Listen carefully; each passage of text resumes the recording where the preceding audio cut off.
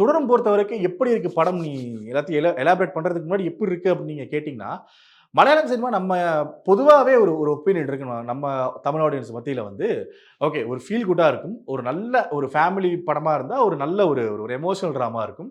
ஆனா இன்னொரு ஜான்ரா இருக்குன்னா, த்ரில்லர் இருக்கும். அது வந்து கைண்ட் ஆஃப் கிரைம் த்ரில்லரோ, இன்வெஸ்டிகேஷன் த்ரில்லரோ, சைக்கோ த்ரில்லரோ எப்படியோ ஒண்ணு இருக்கும். ஸோ இந்த தொடரும் பொறுத்தவரைக்கும் பார்த்தீங்கன்னா, தொடரும் பொறுத்தவரைக்கும் பார்த்தீங்கன்னா, எல்லாமே மிக்ஸ்டு. ஃபர்ஸ்ட் ஹாஃப்ல ஒரு 40 மினிட்ஸ் வரைக்குமே கைண்ட் ஆஃப் ஒரு ஃபீல் குட் டிராமாவா போயிட்டு இருக்கும். தென் சடனா ஒரு ஷிஃப்ட் சேஞ்ச் வரும். அந்த ஜான்ரா அப்படியே மாறும். அத கனெக்ட் பண்ண விதம், அது எல்லாமே வந்து பயங்கரமா இருந்தது. ஸோ இப்ப வாங்க எப்படி இருக்கு அப்படிங்கிறத பார்க்கலாம். அதிகப்படியான முடி உதிர்தல், தலையில் அரிப்பு, பொடுகு, புண், கொப்பளங்கள் போன்றவற்றால் அவதியா? அனைத்திற்கும் ஒரே தீர்வு டாக்டர் ஸ்ரீவர்மா பிசிஆர் கேஷியமுத் ஷாம்பு. சம்மர் ஹாலிடேஸ் வந்தாச்சு, நம்ம ஜிடி ஹாலிடேஸும் வந்தாச்சு.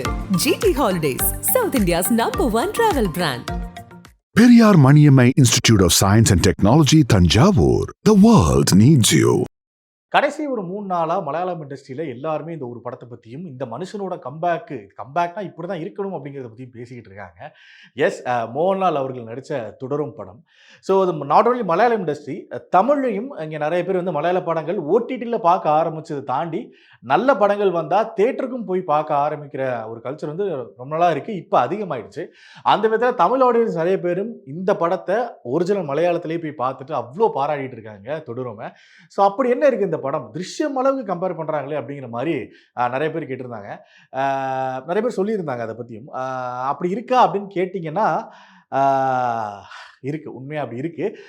நீங்க இப்போ இருக்கிற மைண்ட் செட் எப்படின்னா, திருஷ்யம் 2 பார்த்ததுக்கு அப்புறம் கம்ப்ளீட்டா ஒரு மைண்ட் செட் இருக்கு. ஸோ இது 2யும் வச்சுக்கிட்டு தொடரும் அந்த அளவுக்கு இருக்கா அப்படிங்கிற ஒரு மைண்ட் செட் ஒண்ணு இருக்கும். ஆனா திருஷ்யம் 1 ரிலீஸ் ஆனப்போ ஒரு மைண்ட் செட் ஒன்று இருந்திருக்கும்ல, அந்த மைண்ட் செட் இப்படிதான் இருந்திருக்கும் அப்படிங்கிறது எனக்கு தொடரும் நான் தியேட்டர்ல பார்த்து முடிச்சதுக்கு அப்புறமா எனக்கு அந்த ஃபீல் ஆச்சு. சினிமாவில் இப்போ ஒரு சில இந்த சோசியல் மீடியா டேர்ம் சொல்லுவாங்க, சினிமானா இப்படி தான் அப்படிங்கிற மாதிரி. அதே மாதிரி தான் cinema is Mohanlal as a family man அப்படிங்கிற மாதிரி. அவர் ஃபேமிலி மேனாக நடித்து அந்த ஃபேமிலிக்காக அந்த கேரக்டர் உள்ளே இருக்காருன்னா அந்த படம் பயங்கரமாக இருக்கும் அப்படிங்கிற மாதிரி. அந்த விதத்தில் தான் இந்த தொடரும் படமும் இருக்குது. இந்த படம் ரிலீஸ் ஆனதுலேருந்தே ஒரு ஃபீல் குட் ட்ராமாவாக தான் நான் நினச்சிட்டு இருந்தேன். ஏன்னா எம்புரான் அப்படிங்கிற ஒரு பெரிய பேன் இண்டியன் ஃபிலிமுக்கு அப்புறமா ஒரு பெரிய இண்டஸ்ட்ரி ஹிட்டுக்கு அப்புறமா வருது இந்த படம். ஸோ இது ஓகே ஒரு ஃபீல் குட்டாக தான் இருக்கும் அப்படின்னு சொல்லிட்டு நான் நினச்சிட்டு இருந்தேன். பிகாஸ் ட்ரைலர் மெட்டீரியல் அப்படி தான் இருந்தது. அவங்க ரிலீஸ் பண்ண மெட்டீரியல்ஸ் எல்லாமே அப்படி தான் இருந்தது. ட்ரைலரில் லாஸ்ட் ஷாட் மட்டும் கொஞ்சம் இன்டென்ஸாக காமிச்சிருந்தாங்க. சரி, அது ஏதோ குட்டி போர்ஷன் அப்படின்னு பார்த்தா கம்ப்ளீட் பேக்கேஜ் உங்களுக்கு செகண்ட் ஹாஃப்ல தான் இருக்குது. மொத்தமாக செகண்ட் ஹாஃப்ல தான் இருக்குது அந்த பேக்கேஜ். ஸோ இதில் எனக்கு டேரக்டர் தருண்மூர்த்தி அவரோட ஒர்க் பற்றி தான் இந்த ஒரு ரிவ்யூவில் எலாபரேட்டாக நான் பேச ஆகணும். பிகாஸ் எனக்கு ஒரு ஃபேனாக ஒரு மலையாளம் இண்டஸ்ட்ரியில் பிடிச்ச ஒரு முக்கியமான இயக்குநர்களில் தருண்மூர்த்தி அவர்களும் ஒன்று. ஏன்னா அவரோட யூனிக் ஸ்டைல் என்னன்னா, ஒரு உண்மை சம்பவத்தை எடுத்துப்பாரு. அந்த உண்மை சம்பவத்தை ஒரு நாட்டா வச்சு அதுலேருந்து ஒரு ரைட் ஒன்று பண்ணுவார். இதுக்கு முன்னாடி அவர் பண்ண ஆப்ரேஷன் ஜாவா இருக்கட்டும், சவுதி வெள்ளக்காவா இருக்கட்டும், இப்போ வந்துட்டு தொடருமா இருக்கட்டும், 3மே ஒரு கைண்ட் ஆஃப் ஒரு உண்மை சம்பவத்தை பேஸாக எடுத்து அது வந்து அமைக்கப்பட்ட ஸ்க்ரீன் பிளே ரைட்டிங் தான் அது. எனக்கு சவுதி வெள்ளக்காலாம் பார்த்து நான் தெரிச்சேன், இப்படிலாம் இருக்குமா அப்படிங்கிற மாதிரி. இப்படி ஒரு கேஸ் ஒன்று நிலுவையில் இருக்கும். ஓகே, ஒரு பையன் 5 வயசுலேருந்து அவன் 35 வயசு வரைக்குமே 30 வருஷத்துக்கு ஒரு கேஸ் இப்படி இழுக்குமா அப்படிங்கிற மாதிரிலாம் எனக்கு அது ரொம்ப ஆச்சரியமாக இருந்தது. ஸோ அந்த விதத்தில் அது வியந்துட்டு இருந்த டைம்ல டப்புன்னு பார்த்தா இப்படி ஒன்று நம்ம காலங்காலமாக கேட்டுட்டு இருக்கிற ஒரு விஷயம் தான். அதான் படத்தோட பேஸ் என்னன்னா, ஒரு கொலை நடக்குது. அந்த கொலை எதனால் நடக்குது அப்படிங்கிறதுக்கு நான் பேசி நம்ம காலங்காலமாக கேட்டுட்டு இருக்க ஒரு பிளாட் தான். ஸோ அந்த பிளாட்டை கிளைமேக்ஸில் ரிவீல் பண்ண விதம், அதுலேருந்து மோகன்லாலுக்கு எப்படி அதை கனெக்ட் பண்ணுறாங்க, அந்த ஃபேமிலியோட எப்படி மிக்ஸ் பண்ணுறாங்க அப்படிங்கிற விதம் இருக்கு இல்லையா, அதில் வந்து ரொம்ப ஜஸ்டிஃபை பண்ணியிருக்காங்க. அதுதான் நான் சொல்லணும். இந்த படத்தில் இதையும் தாண்டி இந்த தருண்மூர்த்தி அவர்களோட ரைட்டிங் ப்ராசஸ் தாண்டி பாராட்டப்பட வேண்டிய ஒரு முக்கியமான விஷயம் வந்து ஆப்வியஸ்லா லாலேட்டன் மோகன்லால். ஸோ தனியாக நிற்கிறாரு, ஒரு கர்ஜனை மாதிரி நிற்கிறாரு. இப்போ எக்ஸாம்பிளுக்கு புலிமுருகனில் முருகா புலிமுருகான் வரும்போதுலாம் ஒரு இது வரும் இல்லையா, இதில் அதே மாதிரி முருகான்னு சொல்லிட்டு ஒரு ஃபைட் சீன் ஒன்று பண்ணுறாரு போலீஸ் ஸ்டேஷனில். அதே ஆப்போசிட்லாம் அதே டிரான்சிஷனில் முருகான்னு சொல்லிட்டு ஒரு எமோஷனல் சீனில் கிளைமேக்ஸில் அதே பேட்டர்னில் ஒன்று அந்த டிரான்சிஷன் வேரியேஷன் காட்டுறாரு. அந்த 2 சீன் என்னை பொறுத்த வரைக்குமே ரொம்ப கன்வின்சிங்காக இருந்துச்சு. ஆப்வியஸாக எல்லாருக்கும் இந்த படம் பார்த்தவங்களுக்கு தெரிஞ்சிருக்கும், ஒரு பாத்ரூமில் ஒரு சீக்வன்ஸ் நடக்கும். ஒரு விஷயம் நடந்திருக்கு, ஐயோ அது நம்ம ஃபேமிலியில் இருந்தா அப்படிங்கிற மாதிரியான ஒரு பிளாட்ல வந்து ஒரு எமோஷனல் சீன் ஒன்று பண்ணியிருப்பாரு. அதெல்லாம் வந்து I think only he can do that. அந்த மாதிரி இருந்தது. பிகாஸ் பின் ட்ராப் சைலன்ஸ் அந்த தியேட்டரு. அந்த சீன் எப்படி கன்வின்ஸ் பண்ணாங்க அப்படிங்கிறது, லாஸ்ட்டாக அந்த ஷாட் நின்று அழுதுகிட்டு இருப்பார், ஷவரில் நின்று அழுதுகிட்டு இருப்பார். அப்படியே கீழே விழுந்துருவார், விழுந்து ஒன்று பண்ணுவார். ஏன்னா வெளியே அவங்க ஃபேமிலி இருப்பாங்க, அந்த ஃபேமிலிக்கு இவர் அழுகிறது கேட்டக்கூடாது. ஒரு பர்ஃபார்மன்ஸ் அப்படி ஒன்று பண்ணியிருப்பாரு. ஹோல் தியேட்டர் கிளாப் பண்ணாங்க. எனக்குலாம் என்ன அப்படியே பார்த்துட்டு இருந்தேன். நான் எனக்கு ரொம்ப சிரிப்பில் பார்த்துட்டு இருந்தேன். என்னையா இது அப்படிங்கிற மாதிரி நான் வியந்து பார்த்துட்டு இருந்தேன். ஓகே, இதுக்கு முன்னாடி நிறைய பார்த்துருக்கேன். அது மாதிரி எமோஷனல் சீன்ஸ்னு வரப்போ மோகன்லால் வந்து பின்னிடுவார் அப்படிங்கிறது தெரியும். பெருசாக கன்வின்ஸ் பண்ண மாட்டார். அந்த கண்ணிலேயே தெரியும் அது. ஆனால் இதில் வந்து I think the more enough அப்படிங்கிற மாதிரி இருந்தது. இதுதான்டா சினிமா அப்படிங்கிற மாதிரி அந்த ஒரு சீனும் ரொம்ப கன்வின்சிங்காக பண்ணியிருந்தாரு. அண்டு மோகன்லால் அவர்களை தாண்டி இன்னொரு கேரக்டர் வந்து இருக்கு அப்படின்னா ஆப்வியஸாக அந்த படத்தினுடைய வில்லன் பிரகாஷ் வர்மா. அந்த ஒரு கேரக்டர் தான். அவர் ஜார்ஜ் அப்படிங்கிற கேரக்டரில் பண்ணியிருக்காரு. அந்த கேரக்டர் தான்.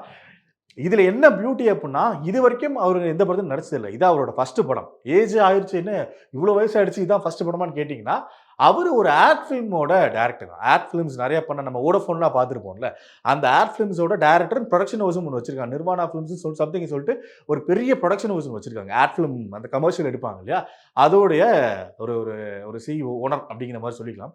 அவரை கூட்டு வந்து இந்த கேரக்டர் பண்ணது எப்படி அது அப்படிங்கிற மாதிரி தான் இருந்தது. பிகாஸ் அந்த வில்லன் இப்படி தான் இருக்கணும், இப்படி தான் எழுதப்படணும், இப்படி தான் அவர் ரியாக்ட் பண்ணப்படணும் அப்படிங்கிறதுக்கு உண்டான ஒரு பேஸ் அமைச்ச மாதிரி எனக்கு இருந்துச்சு இது.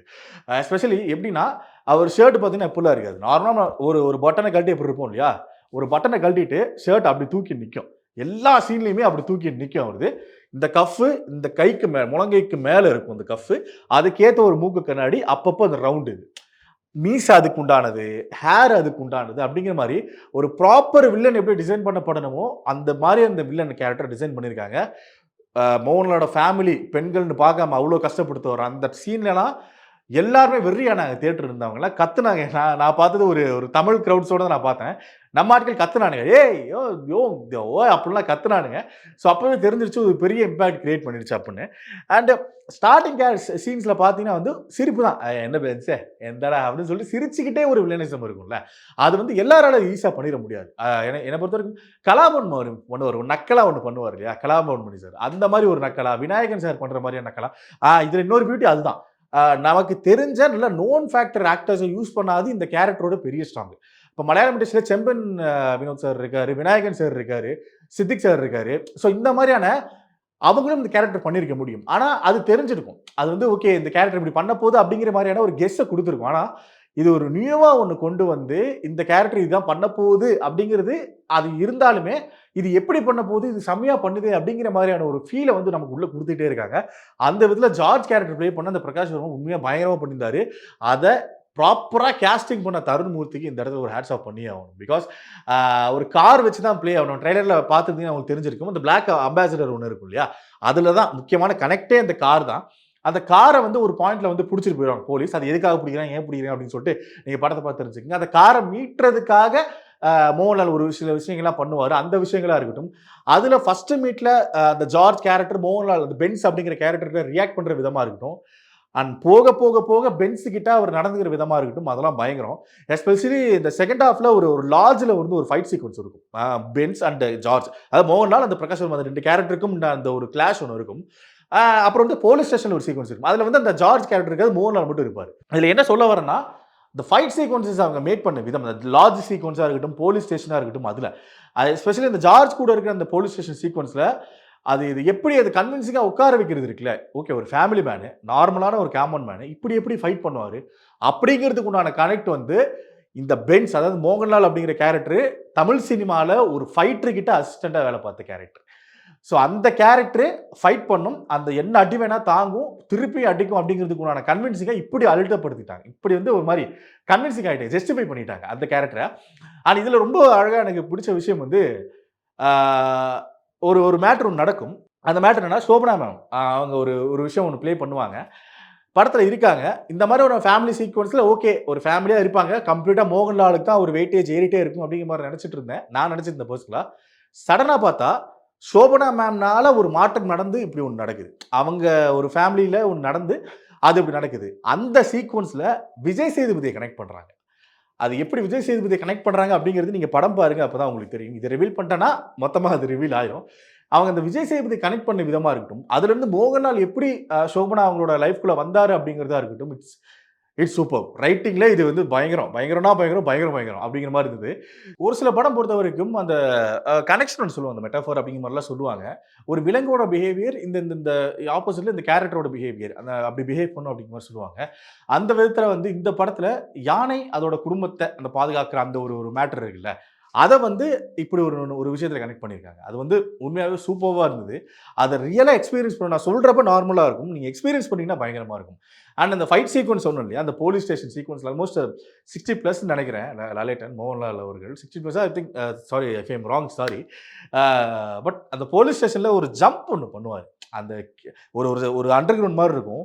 அதில் அடித்து முடிச்சதுக்கப்புறமா ஒரு சின்ன விண்டோ மாதிரி இருக்கும். அந்த விண்டோவில் எகிரி குதிச்சு ஒரு ஜம்ப் ஒன்று பண்ணுவார். ஓ, என்னையா மனுஷன், அந்த ஸ்க்ரீன் ப்ரெசன்ஸ் இருக்கு இல்லையா, அதுதான் நான் எக்ஸ்பிளைன் பண்ணுவார். அது வந்து பயங்கரம்னா பயங்கரம். ஜஸ்ட் நடந்து மாஸ் காட்டுறதை தாண்டி அந்த இப்படிப்பட்ட ஆக்ஷன் சீக்வன்ஸில் மாஸ் காட்டுறது. அவரோட கண்ணுக்கு ஒரு ஷாட் வச்சுருப்பாங்க. அந்த போலீஸ் வழியாக அந்த கம்பியாக போட்டிருக்கும் ஒரு ஓட்டை இருக்கும் இல்லையா, அதில் கண்ணில் ஒரு ஷாட் வச்சுருப்பாங்க. அதெல்லாம் வந்து அந்த சீனோட டெப்த்து வந்து அவ்வளோ போனனால அவரோட பர்ஃபார்மன்ஸில் அதுக்கு அவ்வளோ எலிவேட் பண்ணுச்சு. முதல் தொடரும் எப்படி இருக்குது அப்படின்னு கேட்டிங்கன்னா, நீங்கள் போங்க, என்ஜாய் பண்ணுங்கள், அவ்வளோதான் நான் சொல்ல முடியும். பிகாஸ் ஒரு ஒரு ஒரு ப்ராப்பரான ஒரு ஒரு கலவையானதாக இருக்குது. ஃபேமிலி இருக்குது, எமோஷனல் இருக்குது, சென்டிமெண்ட் இருக்குது, அண்ட் ஃபன் இருக்குது, ஆப்வியஸாக எமோஷனல் இருக்குது, ஆக்ஷன் இருக்குது, த்ரில்லர் எலிமெண்ட்ஸ் எல்லாமே இருக்குது. அப்படிங்கிற மாதிரி மொத்த கலவையாக அந்த படம் இருக்குது. ஒரு நல்ல ஃபீல் குட் பிடிக்கும் அப்படின்னு சொன்னீங்கன்னா அதுவும் இருக்குது. ஸோ தைரியமாக போய் நீங்கள் தியேட்டரில் பார்க்கலாம். பார்த்துட்டு உங்களோட கமெண்ட்டை நீங்கள் சொல்லுங்கள். அதிகப்படியான முடி உதிர்தல், தலையில் அரிப்பு, பொடுகு, புண், கொப்பளங்கள் போன்றவற்றால் அவதியா? அனைத்திற்கும் ஒரே தீர்வு டாக்டர் ஸ்ரீவர்மா பிசிஆர் கேஷியமுத் ஷாம்பு. சம்மர் ஹாலிடேஸ் வந்தாச்சு, நம்ம ஜிடி ஹாலிடேஸும் வந்தாச்சு. GT holidays, south India's #1 travel brand. Periyar Maniammai Institute of Science and Technology, Tanjavur. The world needs you.